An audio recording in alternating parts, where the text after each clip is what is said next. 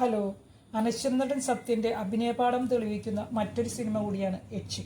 ഇതിനു മുമ്പ് ഞാൻ കണ്ട സത്യ സിനിമകളെക്കുറിച്ചുള്ള വീഡിയോസ് ഒരു പ്ലേലിസ്റ്റായി ഇട്ടിട്ടുണ്ട്. താല്പര്യമുള്ളവർ അത് കണ്ട അഭിപ്രായം പറയണം.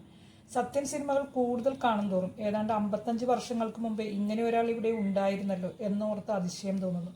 അതുപോലെ ഞാനിപ്പോൾ കണ്ടെടുത്തോളം സത്യൻ്റെ മികച്ച സിനിമകളെല്ലാം പിറന്നിട്ടുള്ളത് മഞ്ഞിലാസിൻ്റെ ബാനറിൽ KS സേതുമാധവനുമായി ചേർന്നാണ്. ഛായാഗ്രഹണം മെല്ലി ഇറാനി, എഡിറ്റിംഗ് MS മണി, ഗാനരചന വയലാർ, സംഗീതം ദേവരാജ്. എന്തൊരു അതിശയകരമായ പ്രതിഭാസംഗമമാണിത്. മലയാറ്റൂർ രാമകൃഷ്ണന്റെ നോവലിനെ ആസ്പദമാക്കി 1968 പുറത്തിറങ്ങിയ മലയാളത്തിലെ ആദ്യത്തെ സൈക്കോളജിക്കൽ ത്രില്ലറാണ് യക്ഷി. ഉടനീളം നമ്മളിൽ ഒരു ഭയം നിറച്ചുകൊണ്ട് നീങ്ങുന്ന സിനിമ. പ്രകടനങ്ങളും ക്യാമറയും സംഗീതവും എല്ലാം അതിന് കൂട്ടുന്നു. യാതൊരു ഇമേജും നോക്കാത്ത ഒരു നടൻ, വ്യത്യസ്തമായ കഥാപാത്രങ്ങൾ, അതുമാത്രമേ അദ്ദേഹത്തിന്റെ മുന്നിലുള്ളൂ. കഥാപാത്രത്തിന്റെ രൂപം എന്താണെന്നോ പാശ്ചാത്തലം എന്താണെന്നോ കൂടെ ആരാണ് അഭിനയിക്കുന്നതെന്നോ ഒന്നും നോക്കുന്നില്ല. കഥാപാത്രത്തിന്റെ ഉള്ളിലേക്ക് ഇറങ്ങിച്ചെന്ന് അല്ലെങ്കിൽ ആ കഥാപാത്രം തന്നെയായി ഒരു പരകായ പ്രവേശം. അതാണ് സത്യൻ. ഇതിലെ ശ്രീനിയും അങ്ങനെ ഒരു കഥാപാത്രമാണ്. വിരൂപനായ, ഒറ്റക്കണ്ണനായ, അസൂയാലുവായ ഒരു സ്ത്രീയെ തൃപ്തിപ്പെടുത്താൻ കഴിയാത്ത ശ്രീനി എന്ന കെമിസ്ട്രി പ്രൊഫസർ. ചിത്രത്തിന്റെ തുടക്കത്തിൽ എന്തൊരു ആർജവമായിരുന്നു ശ്രീനിക്ക്. സ്വന്തം കഴിവിലും സൗന്ദര്യത്തിലും അല്പം അഹങ്കാരത്തോടെ തന്നെ തലയുയർത്തിപ്പിടിച്ച് നടന്നിരുന്ന വ്യക്തി. പക്ഷെ ദുർവിധികൾ ഓരോന്നായി വന്നുപെട്ടപ്പോൾ അത് അയാളെ ആകെ തളർത്തി. അയാൾ ഭ്രാന്തമായി അലഞ്ഞു.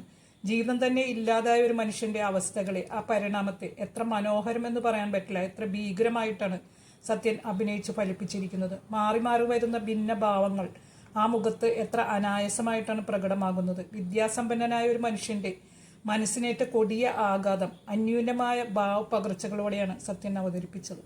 വളരെ സൂക്ഷിച്ച് കൈകാര്യം ചെയ്യേണ്ട ഈ ഒരു കഥാപാത്രം അത്രയ്ക്കധികം പഠന വിധേയമാക്കിയിട്ടാണെന്ന് തോന്നുന്നു അദ്ദേഹം നമ്മുടെ മുന്നിൽ എത്തിച്ചത്.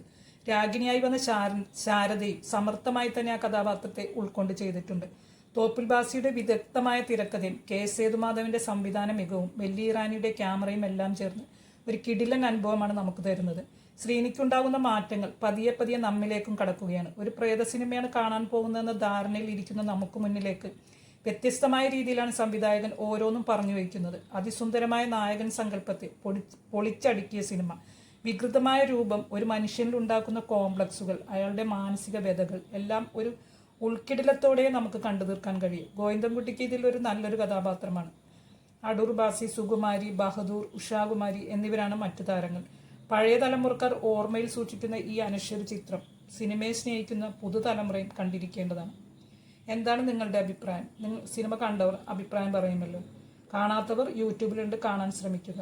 എൻ്റെ വീഡിയോയെക്കുറിച്ചുള്ള നിങ്ങളുടെ അഭിപ്രായങ്ങൾ പങ്കുവയ്ക്കുക. എൻ്റെ വീഡിയോ ഇഷ്ടമായ ലൈക്ക് ചെയ്യാനും സബ്സ്ക്രൈബ് ചെയ്യാനും പരിഗണിക്കുക. എൻ്റെ വീഡിയോ കണ്ടതിൽ ഒരുപാട് സന്തോഷം. ഇനിയും നല്ലൊരു വീഡിയോയുമായിട്ട് വരാം. അതുവരെ ബായ്.